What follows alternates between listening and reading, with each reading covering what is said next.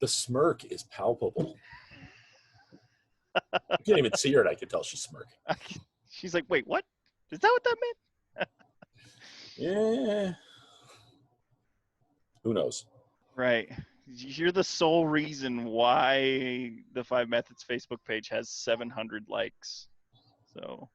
Did you hear that? I'm just annoyed, like fixing your credit score. He's got more page likes than I have for my own page. Well, maybe if you paid attention to your own stuff instead of spending all your time fixing other people's. Hey, but there you go. See? There you go. That's it exactly. I'm sorry, was that a big motion of jerk off that came out of the Duke? Yeah. No, yeah. That was, hey, girl, pay as much attention to your own shit as you do to other people's. Yeah. Man, I'm glad I could dial into this before it goes live. Nothing you haven't heard before, Sean. I will flat snap all of you. You will try. I mean, she'll probably flat snap me. I'll be honest. Probably. She'll probably even flat snap both Sean and I. Eventually. Once. It's not like it hasn't happened before. It's true. Okay, so we are officially live on 5 Methods to be a better SCA fighter or SCA or fighter in general. Tonight we have a pretty cool, sexy man voice of a Duke that I have constantly heard all the things about over the last couple weeks from his amazing wife, who has put up with me and all my questions on marketing and how to get 5 Methods off the ground. She's been a phenomenal part, but this isn't about her. It's about Duke Hans or Hansa or Hans or whatever you want to call him. Sexy man voice, apparently. So without further ado, we're just going to turn it right over to him, and he's going to give us a brief introduction himself. Go for it, buddy. All right. Yep. Yeah, it's all yours, man. All right. Yeah. Well, I am apparently the technically inept version of Hans or Hansa or pretty much whatever you want to call me. I'm going to answer to most things. Of course, how I'm going to answer depends directly on what you call me. So, I've been playing this game that we all play since 1986, so fighting a while. Okay, the things that I'm supposed to say, even though I feel like I'm tooting my own horn and I don't like to do that. I was knighted 20 years ago, a little over. Since then, I have won a coronet list in the Mists and 4 Western Crowns. I've fought crowns in, let's see, the West, Kaid, Antir, and the Outlands. And, well, I like to fight. So that's kind of what I do. Perfect. So, Perfect. They tell me the show's about 5 methods to be a better fighter. So here's my 5. I'm going to go through them, and then I'm going to go back and talk about each of them. Okay. First one, fitness. Fitness is huge. If your body won't support what you're doing, you can't do it. Second, you got to learn to listen to your body. Third, watch everyone. Fourth, go hunting. And fifth, cultivate patience. Okay. That's the one I talk about the most, but I'm going to talk about it last, so you get to practice patience while you wait for it. Fitness. I generally break the idea of fitness down into 3 categories: strength, flexibility, and endurance. Strength, pretty straightforward. The stronger you are, the easier it is to move your stick around. Mm-hmm. In addition to that, the more strength you have available, the lower a percentage of your available strength you have to use to create a valid blow. The lower the percentage you're using, the less energy you're using, the longer you can fight. And at the end of the day, the guy who's not huffing and puffing is probably gonna win the final fight. Mm-hmm. Which brings us to endurance. How long can you fight? Well, anyone who knows me has heard me say over and over and over again, cardio wins crowns. Because it does. At the end of the day, I said it before, I'll say it again, and you'll hear it more after that. If you're not the guy huffing and puffing, and the other guy is, he's probably gonna fall down. Because when you're tired, no matter how good your technique is, you can't quite keep up with your normal processing speed, which means that when you're tired, a thing that you plan to do that takes some fixed amount of time X is going to take longer, but you're not going to be able to allow for it. So at time X, when that block was supposed to be in place, it won't be. And at time X plus 1/10 of a second, you're saying good. Flexibility. Flexibility is, like both strength and endurance, key to the game that we play. Not because you need to be some kind of tentacle-armed freak in order to throw shots. You don't. Flexibility in this context is a measure of how constrained you are in your motions. When you go to throw a flat snap, you go to move your arm from point A to point B, and it's not a straight line. You got to make multiple motions. How flexible your musculature is and how flexible your tendons are and your ligaments and all the other soft parts are determines just how much room you have to work with. A guy who's a muscle-bound power lifter is going to move in short, straight lines. That's all he can do. A gymnast is not. Guess who has the advantage there? The gymnast, because they've got more choices. Right. They got more ways to go about doing the thing they want to do, which is hitting the other guy. Because that's kind of what we do, right? Yeah. All right. Listening to your body. For some of you, really simple and obvious. For others, you're going to look at me like I got a second head growing out of my shoulders. Because how do you listen to your body, right? Well, your body's going to talk to you. It's got a couple of tools to do that. One is pain. One is stiffness. One is soreness. And one is fluidity. How fluidly can you move? The smoother a motion is, the faster it is. Also, the more option you have in how fast it goes. Because just because something's going fast or can go fast doesn't mean it should go fast. Sometimes you want the other guy to think that that flat snap's coming just as fast as you can possibly throw it because it looks identical when it's not. That comes from throwing that flat snap over and over and over and over and listening to what your body tells you. Is there a hitch in the way your wrist rolls over? Is there a hitch in your shoulder? Is there a little bit of a pull just as you launch the shot? And which calf was that in? Yeah, it's the whole body. Right. It will tell you what it wants to do, and your body will tell you what it doesn't want to do. You got a sore elbow after fighting? Well, you're probably doing things you don't want to do. Listen to it. Take the time outside of fighting, outside of fighter practice, to go through all of the motions you go through that use whatever part is sore, in this case an elbow, and figure out where is the hitch? Where are you forcing it? Because wherever that is, that's where the damage is happening. That is why it hurts. So, figure out where your body does want to move in that location. How does your body want to move there? Is it a case of when you throw a flat snap, your palm needs to move flat later in the blow because that's easier on your elbow? Or is it a case of you're throwing an offside and you need to get your hand turned over sooner so that more of the strain goes into your shoulder? Listen to your body. It'll tell you what it wants to do. It'll tell you what it doesn't want to do. And if you force it to do what it doesn't want to, you can do it for a while. Come find me in 5 years and we'll see if it still works. Not the thing you want to do, the joint you're forcing. Right.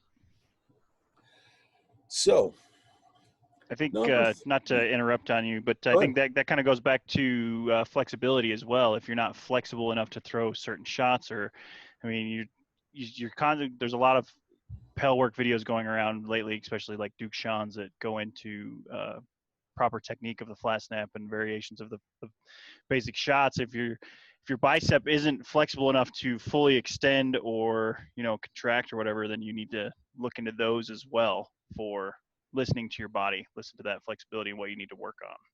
Yes. Your body will tell you where it is you need to work on your flexibility. Absolutely. And they are definitely tied together. Absolutely. So moving on to number 3, watch everyone. Everyone you see has something to teach you. Mm-hmm. Some of them, they're great examples. They're going to teach you really valuable lessons. Others of them are horrible warnings. They're going to show you what happens when you don't listen to your body and you force that wrap to go out all the way around your opponent's shield by way of gnome. When 3-4 years down the road, you see them in a sling because they just got out of surgery. Or you see them hanging up their gear because their body just won't work anymore. Learn from them too. On a lighter note, how do you pick up new shots? How do you pick up new defenses? How do you learn how other people think about their fight? You watch them. A tool that you will want to develop that is directly related to watching everyone is the ability to watch somebody do a thing, whatever it is.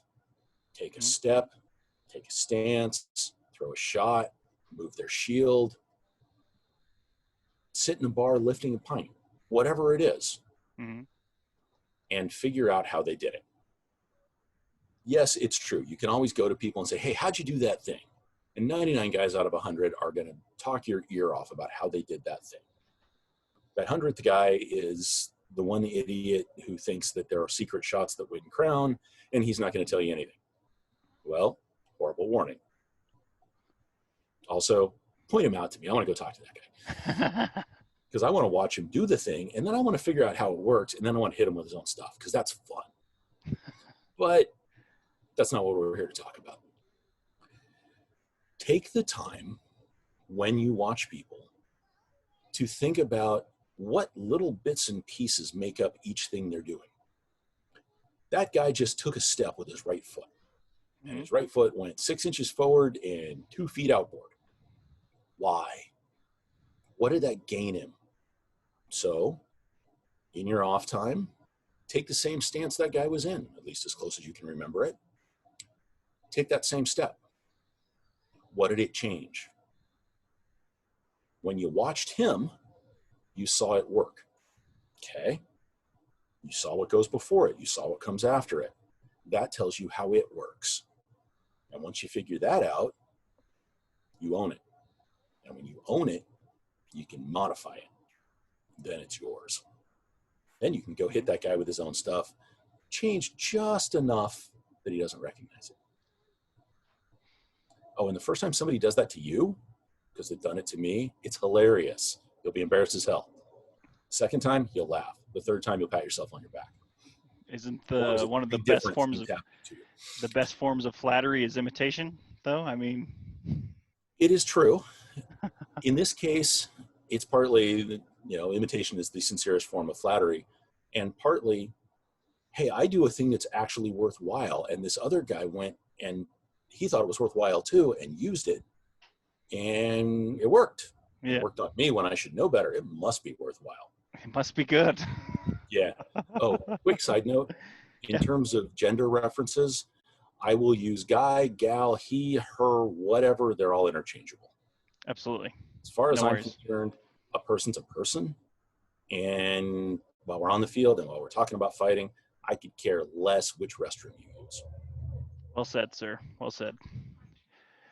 So there's something else about watching people.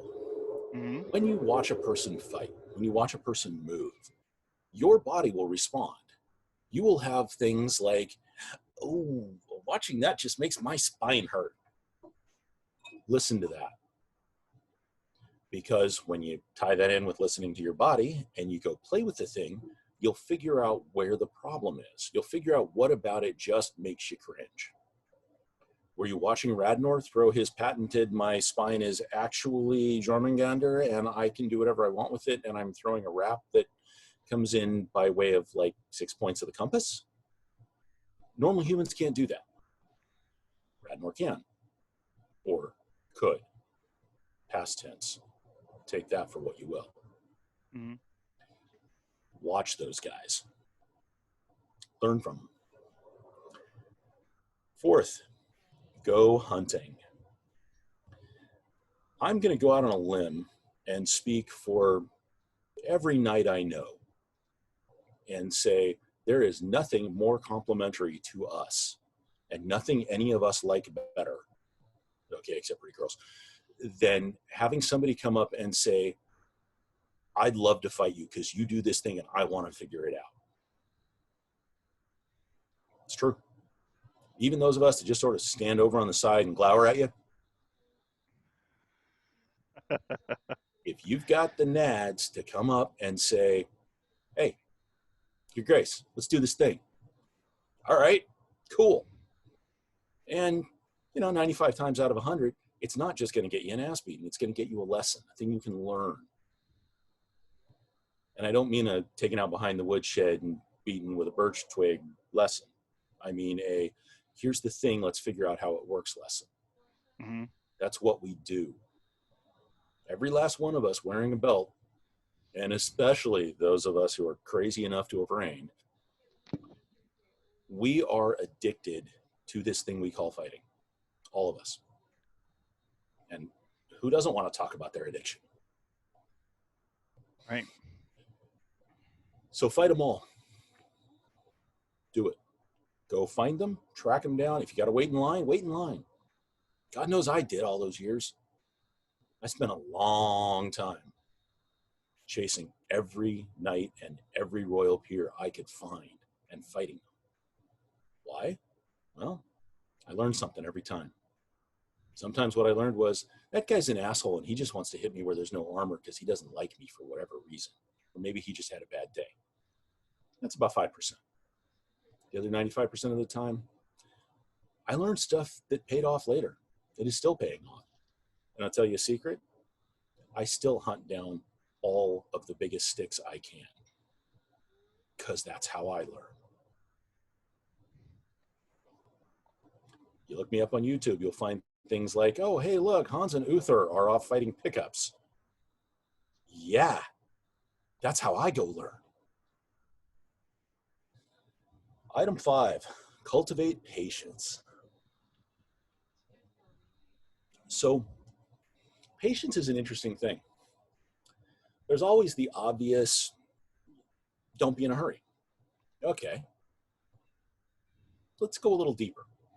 What if you think of patience as always be willing to let whatever the thing is finish? If you start a motion, it's going to take some amount of time. Give yourself the time and give that motion the time to finish properly. Might not do the thing you wanted it to do, but you know what it will never do if you take the time to let it finish properly? It will never pull you out of position for the next thing you want to do. If you're throwing a flat snap and you see that it's covered, but the next thing you want to do is step in behind that flat snap and go to the offside, just to pick something at random, and you abandon that flat snap early, or you rush it, well, now your foot is not where you thought it was when the sword turns over. Now your shoulder isn't where you planned for it to be at the point of impact. Is your shot going to work? Maybe. But if you took the time to let that flat snap finish, then your foot's in the right place, your shoulder's in the right place, your arm's moving the way you expect it to, and your shot is doing what you intend. Will it be good? Well, there's a bunch more factors in that. What's the other guy doing to stop you? Does it have the opportunity to be good? Yes. Whereas if you rushed it, it doesn't. So that actually carries off the field as well. It carries into your training. It carries into your mindset. If you're trying to learn a thing and you rush it, are you going to learn it properly? No.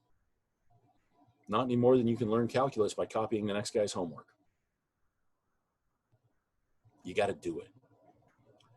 What that means is you have to have the patience to give yourself as long as you need and as much practice and repetition as you need to own the thing. It could be a flat snap.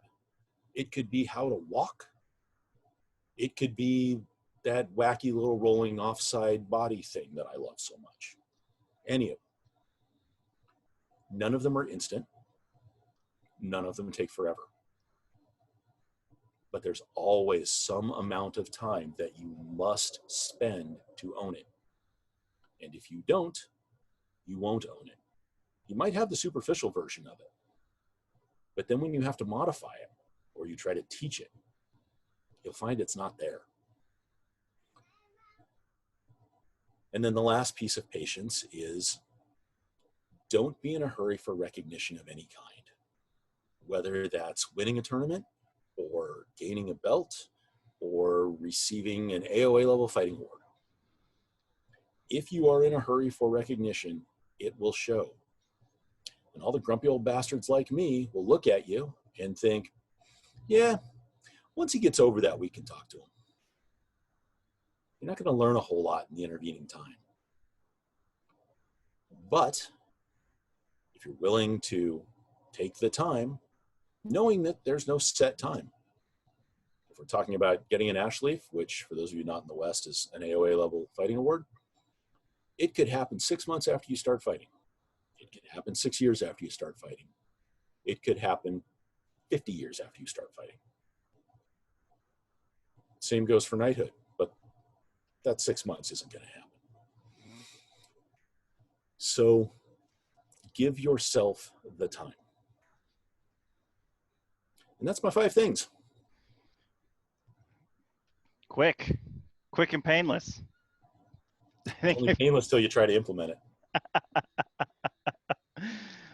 Last Tuesday's episode was 2 hours, and this one is going on 17 minutes. So All right, plenty of time for questions.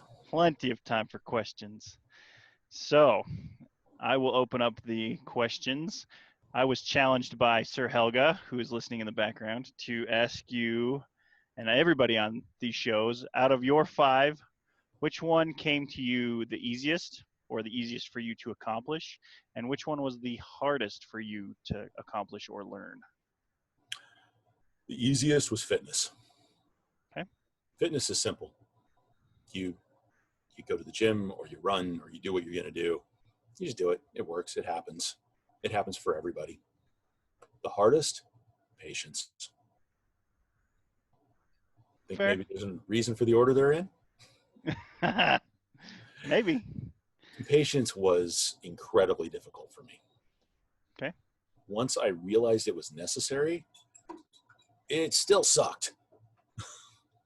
And frankly, it's still a thing I fight with sometimes.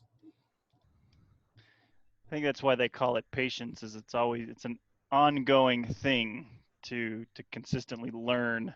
And just when you think you have a grasp on it, it's like, watch this, and then no. So I tend to think of it as patience is like any other virtue. If you don't practice it, you don't own it. It will go away. yeah, perfect. Well said. Are there any questions in the Zoom meeting that if they want to come on camera and ask away? Otherwise, I will go to Facebook. Now's the time to do it.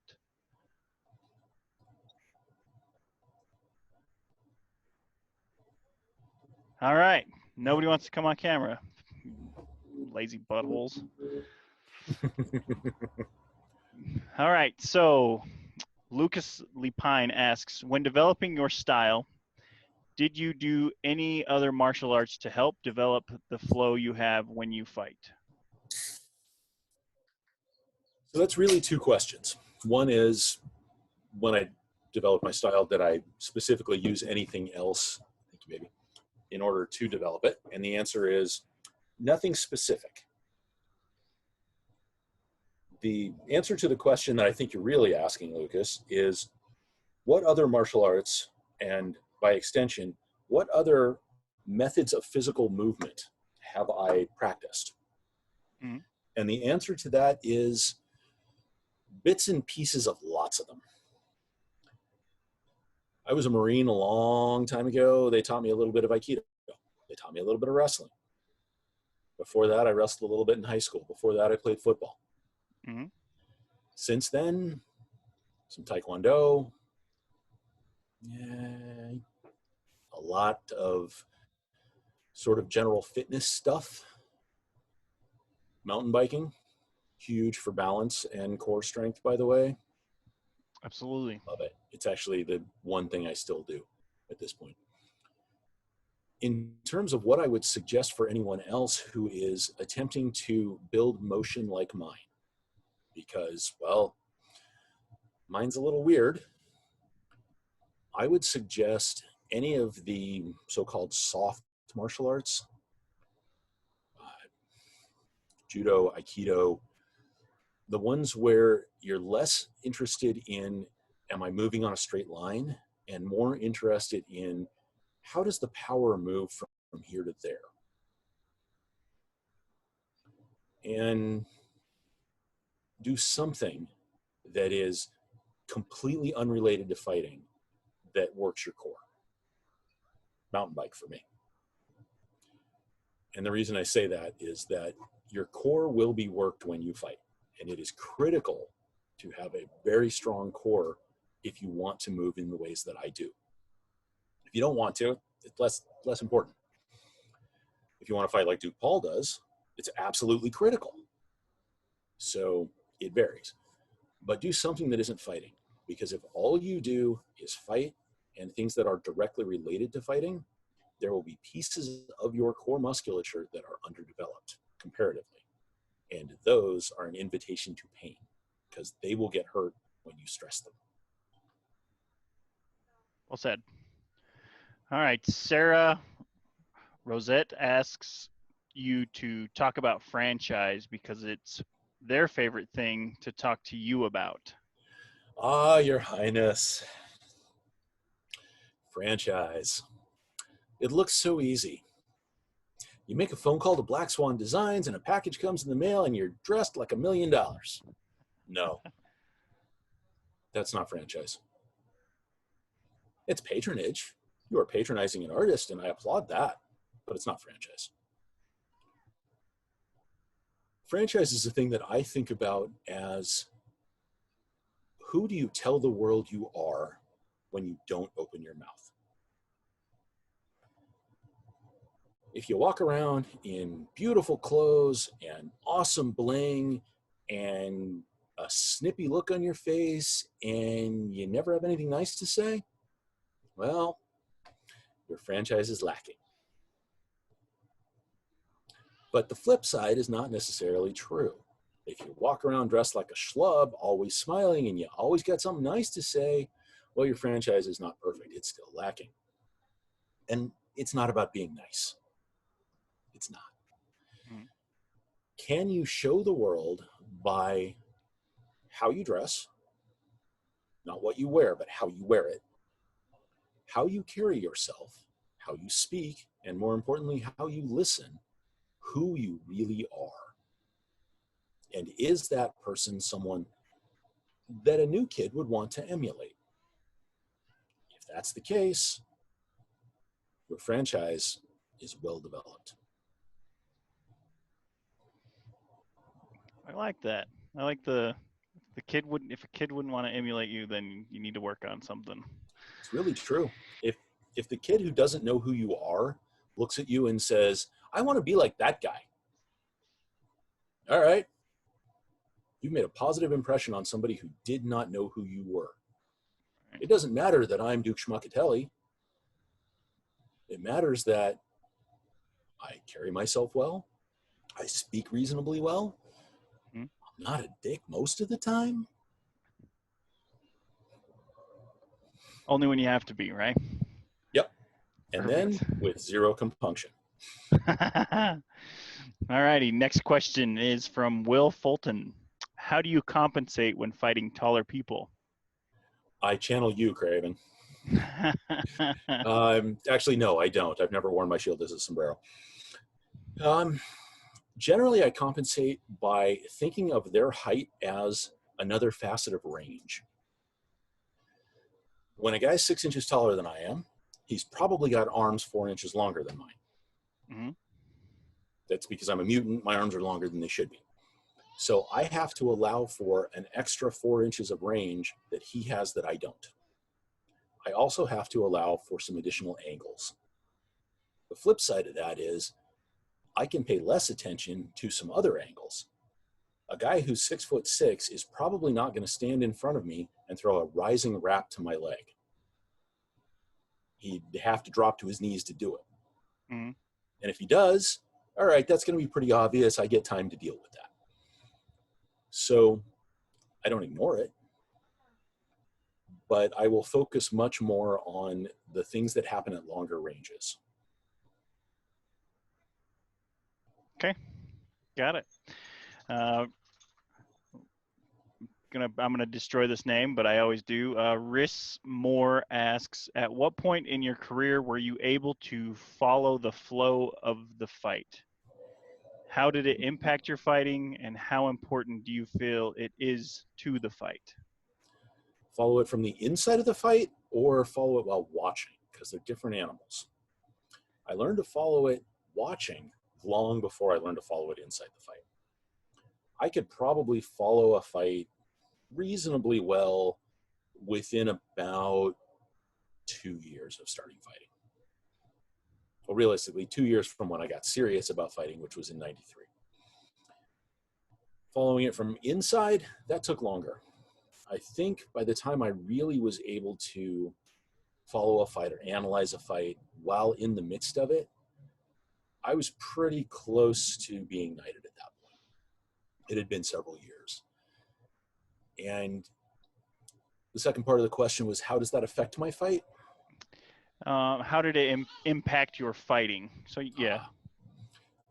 The more I was able to analyze a fight in real time, the more I was able to, at first, overload my brain, lock up, and get my ass beat. And later, the easier it was for me to change a fight in the middle of it, to analyze what my opponent was doing, decide that I do or do not want to play that game. If I want to play that game, to then figure out how to play it better than they do, or choose not to play that game and either draw them into mine or smack them because they didn't pay enough attention to realize I had changed the fight on them. Hmm. The better my ability to analyze a fight in real time, to understand the flow of the fight while inside it, has become, the less I've had to think about how I want to approach the fight. Okay. And then the last part of, well, I guess you probably just answered it, but how important do you feel this is to the fight? Absolutely critical. Very, very critical. Yeah. Well, let me expand on that a little. Okay. It is not critical at all if your intent in the fight is just to jump in, bang around, have fun. Mm-hmm. You can do that without understanding anything about what's going on. Mm-hmm. The more you want to fight for fighting's sake, the more you want to understand both your fight and your opponent's, Mm-hmm. the more important that analysis and that understanding becomes. Okay. If you want to fight at the highest levels, it's critical. Okay. So, just if you would expand on how do you think somebody could train that? You know, I've never found a good answer for that. People have been asking me for years, how do I better understand a fight? And the best I've been able to come up with is spend the time using the tools that we have now. YouTube is awesome. God, I wish I had YouTube when we were coming up. Spend the time to understand the physical parts of the fight. If you really just grok the physical parts, Mm-hmm. you know why that guy moved his foot. You know that when he started that flat snap, it was going to move like this and the rest of him was going to do this other thing.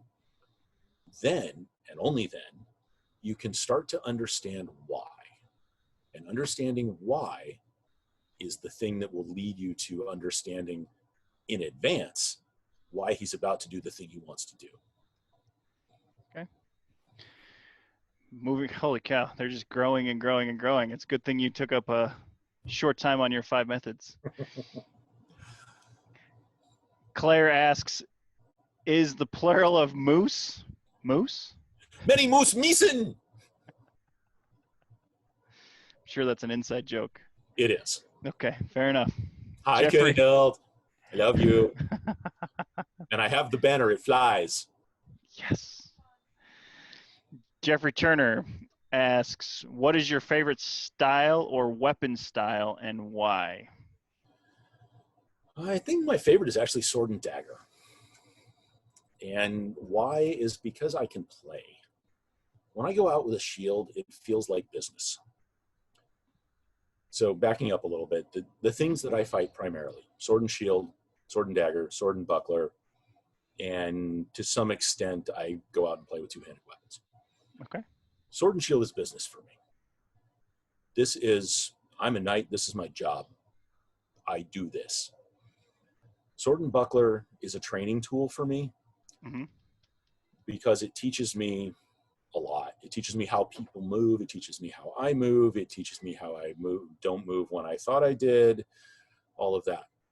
Sword and dagger is where I go play. I can go out, screw around, try to scare people with a dagger, laugh when it works, laugh when it doesn't and they smack me. Just a lot of fun. Okay. Makes sense. I mean, and I'm sure when you're at your caliber of fighting, it's always good to have that balance of fun versus business, as you were I talking. think that is true for everyone at every level. Sure, fair enough. Duke Kuhn says, "If I were Jim, I would take your make a suit out of it." I figured I should probably throw that out there. The first half of that broke up. Okay, Duke Kuhn says, "If I were Jam Gum, take your skin and make a suit out of it." You'd have a Hansa suit. No, it wouldn't fit you. You're too tall. Too tall. That's the kind. I'm gonna. Also, I accept. Hang on. All right, sorry, having a little bit of technical difficulties on my microphone. Do I sound better now? Yes. Okay, perfect. This next name I'm going to totally destroy, so I apologize in advance. Looks like Jorkil Khan?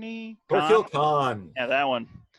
Did you develop your unique style by watching a particular fighter, certain groups of fighters, or did you have to build your own style from the ground up to suit you? Little of column A and a little of column B. Mostly what I did is I took bits and pieces from several of the really more distinctive fighters in the area, specifically Fabian,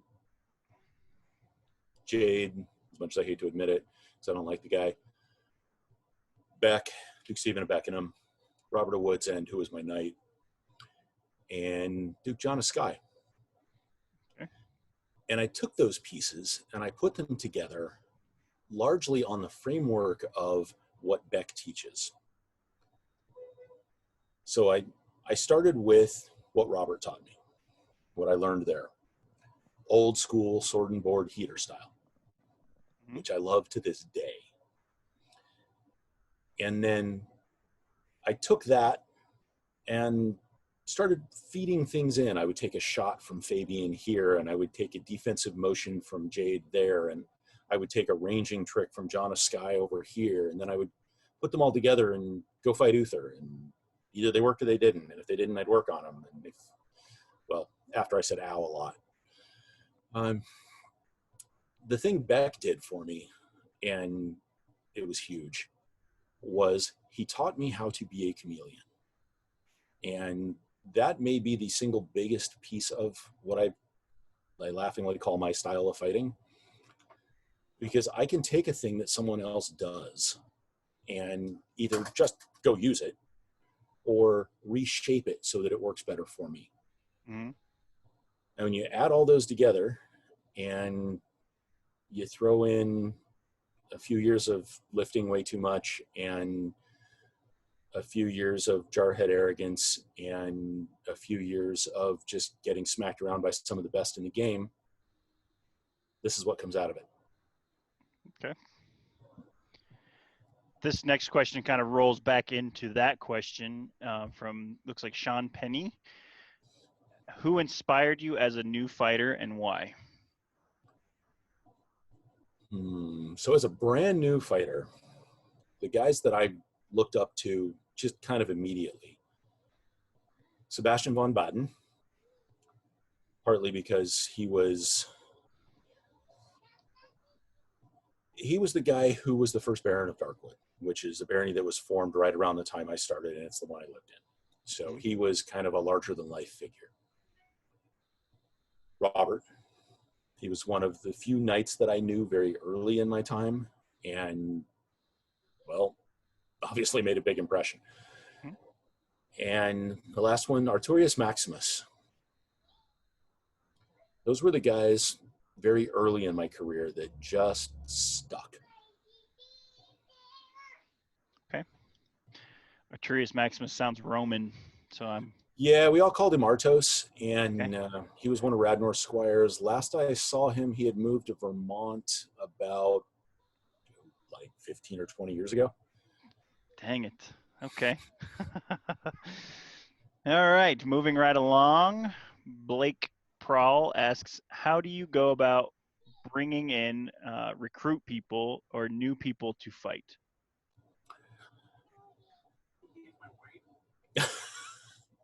I don't know if anybody heard that, but from the background, Yeah. Helga says, "Oh, I used my wife." That's how I got the so many answer is, followers. yeah, that's part of it, because she's way better at it than I am. Sure. The thing I do is anytime I'm fighting somewhere that new people can see, I make it flashy. I, even off the field, try to look like something that they're going to want to emulate. Because if Joe Blow walking down the sidewalk as we're having a practice in the park sees a couple of schlubs banging on each other, he's going to say, maybe. If he sees a couple of guys in really cool kits just dancing through the combat, he's going to want to stick around and check that out. Fair. So that's the part I do. Okay. Kind of goes back to what you were talking about franchise a little bit. Yes, Okay. it does. Everything relates. Okay. Blake asks another question. Do you have problems with fighting being a job and not a game? Intermittently over the years, it has been that way. There have been times when I felt like I'm doing this because I have to, because a person expects it of me, or a group of people expects it of me, or, really what I want to do is kick back and drink a beer, but there's this thing on my head that says I got to go fight. So sometimes, yeah. Mostly, no. Mostly this is a thing I do because I love doing it. And when I don't love it, I don't do it. Okay. Let's see. Evan Skidmore asks, what would you recommend for a newer fighter who has recently been forced to fight offhand single stick due to an injury? I would say this: cultivate patience. Learning to fight with your offhand is not easy. I admire you for doing it. I have done that. It sucked, at least for a while.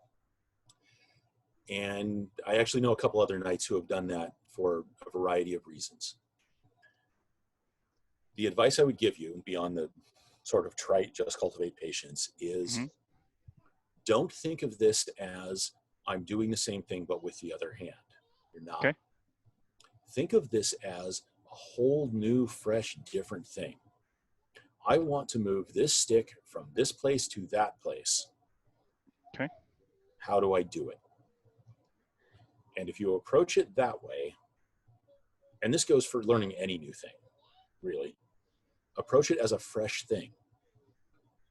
Learn it for itself. Once you've done that, you have the opportunity to go back and say, oh, hey, there's this other thing I do with my other hand it kind of goes like this. And what happens if I, and then you take the thing and you disassemble it and you turn it inside out and flip it around and don't recognize it anymore. But now it works with the other hand. So start by learning it as its own thing. Okay. Don't be afraid to be a beginner at something. That's Correct. what comes to mind. All right. Master Lash, I see that ugly face on camera. Feel free to come on and say hello and ask your question. Didn't get enough time last night, huh? Good to see both of you guys. Yeah, absolutely. Hey, Lash, how you doing? I'm good, brother. How you doing, man? Well, you know, hanging in there. I got Helga bringing me beer, so it can't be bad. Boom. I have two questions. One, out of the, might be a little bit involved, but which list of chivalric virtues do you have? You know, because you know there's several. There's 7, there's 9, there's 11. You know, which ones do you have, and which one, other than prowess, was your favorite? Oh, you're not going to like my answer. My answer is I don't have 7. I have 1. Either you behave chivalrically or you do not. That's what it comes down to. Now, breaking it down and playing along a bit, as it were, because it's a legit question, and I should not give you a trite answer. I don't have a specific list of 7 virtues. To me, it's less about having a checklist and more about being able to say, I see in this person, they do this thing very well. I look at Sir Fergus and I see the embodiment of largesse. He does the other stuff too. That is what he embodies. You're the same way. I watch what you do, and that is what I see. I look at someone else. I look at Uther. That man embodies prowess. So beyond the obvious, beyond prowess, what do I look for? The second part of your question. I look for a balance. Once a person has reached a place in their fighting career where I think they fight like a knight, and I have my own criteria, and we can have that conversation, and it's going to take a long damn time. We're not doing it here. Once I think a person fights like a knight, as a knight, then I want to see that they are a balanced person. If all they do is fight, I got no use for them. If they fight like a demon and will give you the shirt off their back, but look like a schlub, no. But if they're reasonably generous, they understand faith, they have a grasp on franchise, and it's balanced, that's what I look for.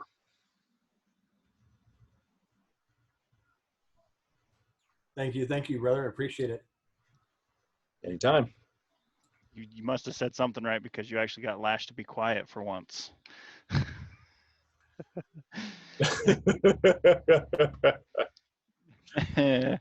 Moving right along. Evan Skidmore asks, nope, we already asked that one. No, we already asked that one. Okay. Flanagan, I hope I didn't pronounce that poorly. I'm sorry if I did. Asks, how long did it take it all to click together for you? Oh, there's a question that's hard to answer. When you talk about how long did it take before I was able to fight in a way that drew people's attention, how long before I could fight like a knight? A bunch of years of just kind of dicking around, and then about 5 years of solid effort. Mm-hmm. How long did it take before my style coalesced? Fair bit longer than that.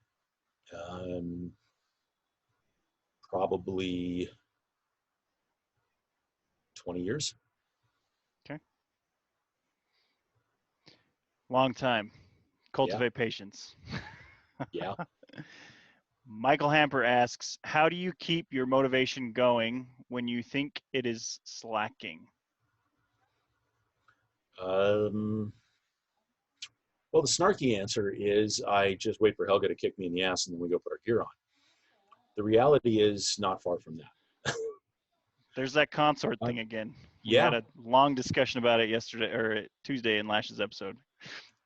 Phenomenal stuff. There is a lot to that.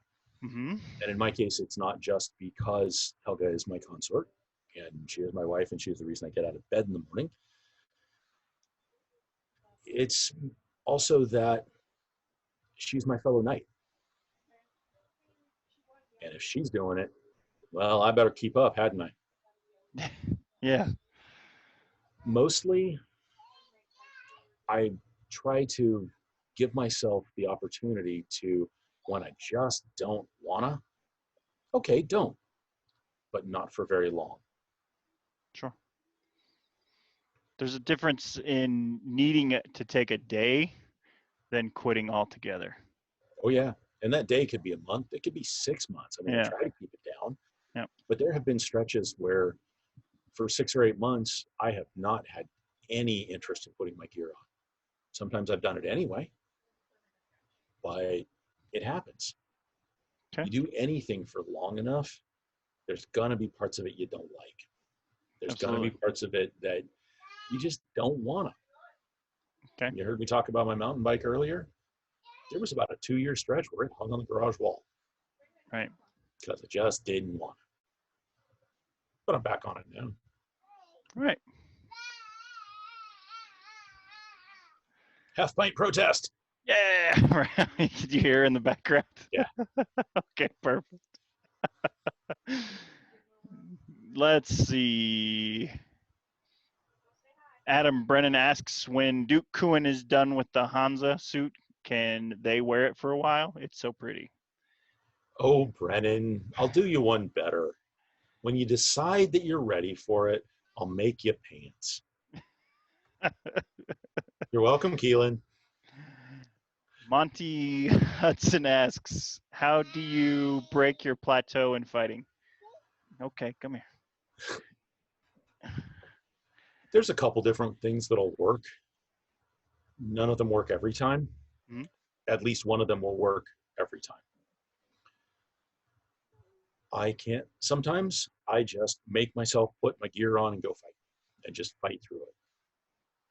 Sometimes I throw it all in a corner and walk away and drink beer and ride my bike and hang out with my buddies for a month.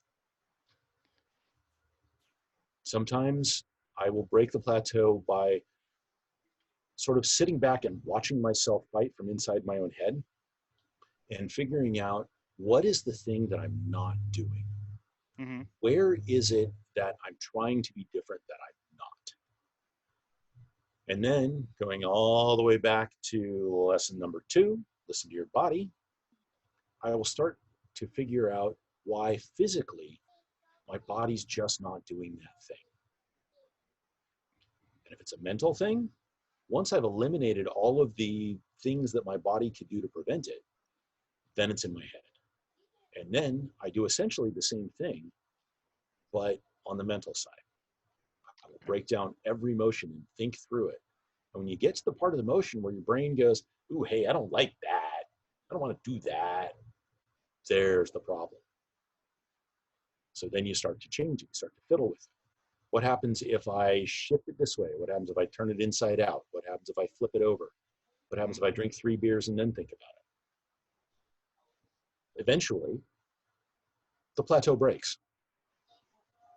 Sometimes it's because you broke it. Other times not. Sometimes you just have to wait it out. Back to that patience thing. Here we go. You think? It's one of those things, right? Yup. Let's see. We got Riss Moore again. How do you define faith in the context of our game? Very good question. And I'll tell you, it's got jack diddly and squat to do with the medieval definition of faith. Okay. Because I'm not a particularly religious man in the first place, And for damn sure, I'm not a Catholic. Mm-hmm. So, faith. Faith to me is essentially trust, but it's trust that's given intention. I choose to have faith. I choose to trust that my opponent will acknowledge a blow that lands on him. I have faith in my opponent that that will happen because I trust them to do that. I have faith that little manipulative, scheming Mistress What's-Her-Bucket over there is going to stab me in the back whenever she can. Because I know that's what she does, and I trust her to be her. So I will have faith in that. So it's not just good things. It's not just believing that everything is roses and that it's all going to come up good. It's not. You can trust everyone to be them, which means you can have faith in everyone to do the thing that them will do. Faith is that understanding. Very well said. That also kind of like when Mistress So-and-so does stab you in the back, it's not nearly as painful because you almost anticipate it. Oh, it's just as painful. It's okay, fair enough. Yeah, it's just as bad, even knowing it's coming. Okay. It's just less startling. There you go. That's the word I was looking for. And you've had the opportunity to put some stuff in place to deal with it later. Okay. Let's see. Another one from Riss. How else did Beck influence you? Oh, you mean beyond clothes and fighting and sarcasm? Sure. I don't think there is anything else. It's clothes and fighting and sarcasm. Got it. Okay, there's your answer.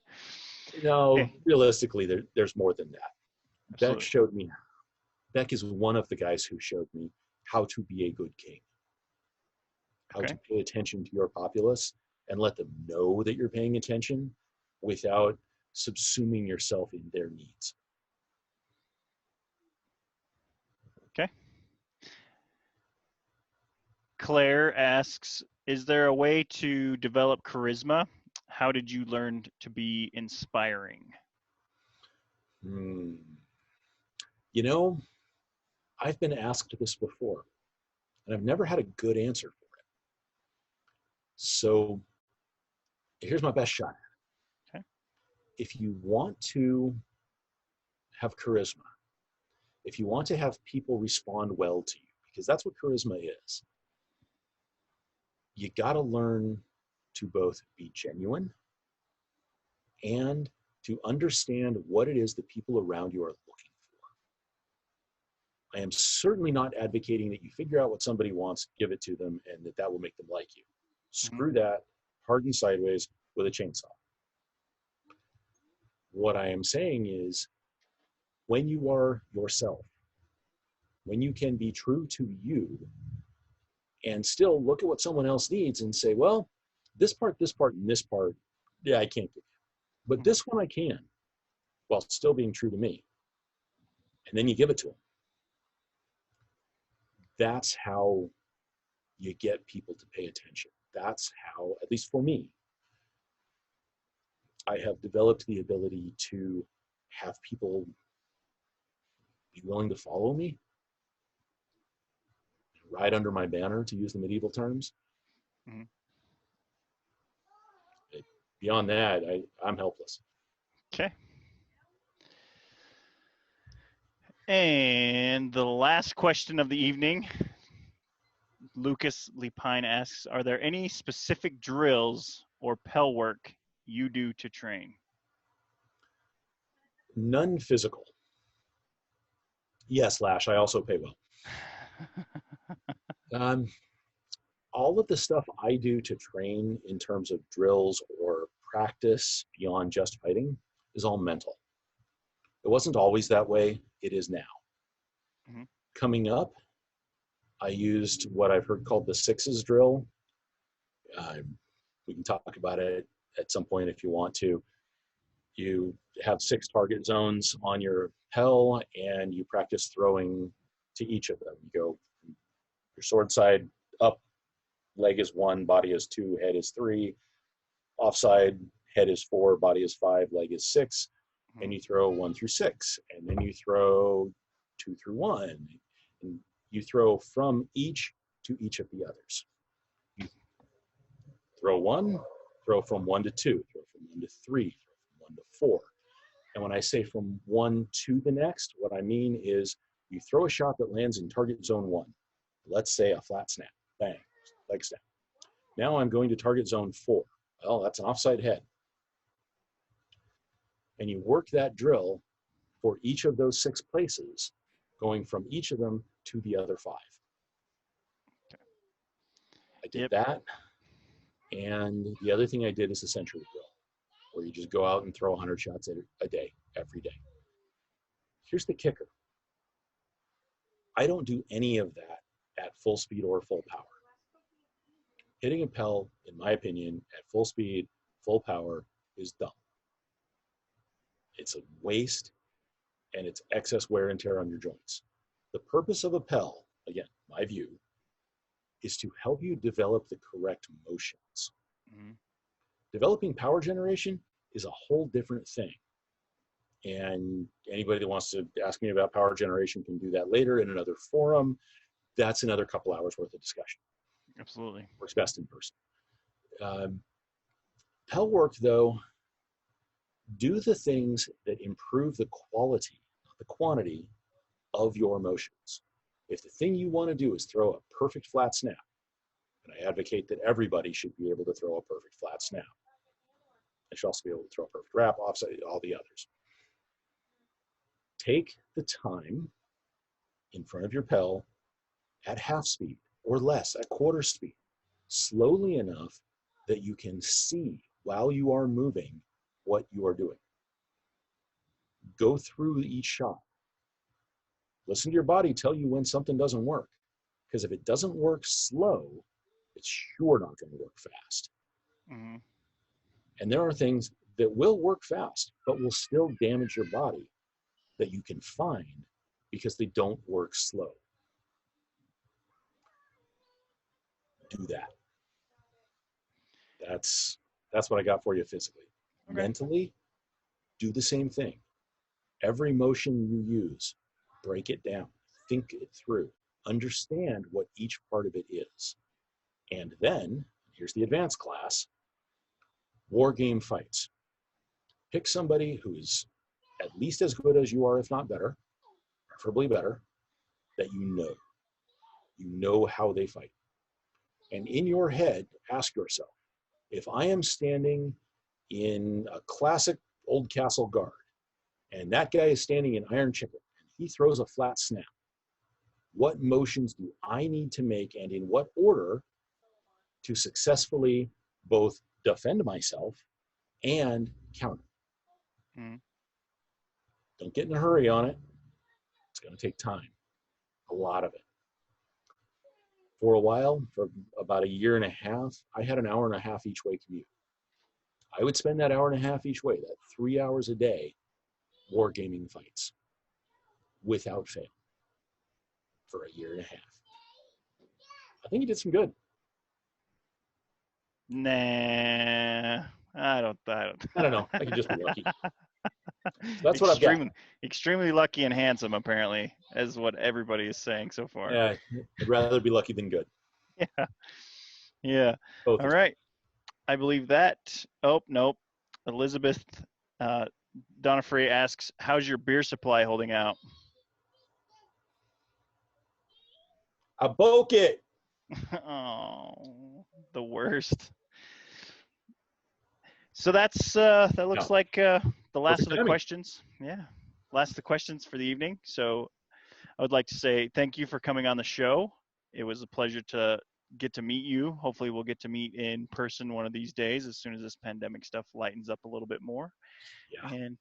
And I will definitely look forward to the time we get to fight in your awesome white round, which I'm so shame plug her show 2 peers into this episode. because I want to, not because she asked. If you guys haven't watched it, it is pretty phenomenal. I hear it's funny. I haven't actually sat it myself, unfortunately. It's on my to-do list, but I'm an extremely busy man. So guys, look into it, watch it, and stay tuned for more episodes of how to make or to be a better fighter. So, Dukans, again, thank you. And lastly, is there anything else that you want to throw out there for us unbelts or the SCA in general? Yeah. A piece of advice for pretty much everybody who fights, but specifically for unbelted fighters. And it's a thing I mentioned earlier, but it bears repeating. When you have a goal, understand that it will take time to reach that goal. And you don't get to know how much time. None of us do. Understand that, accept that, and then you will not be pissed off when anything, whatever it is, doesn't happen in the time frame you thought it should. And that's when I learned the hard way. Right in the chest. Thank you, sir. Sure thing. So, all right.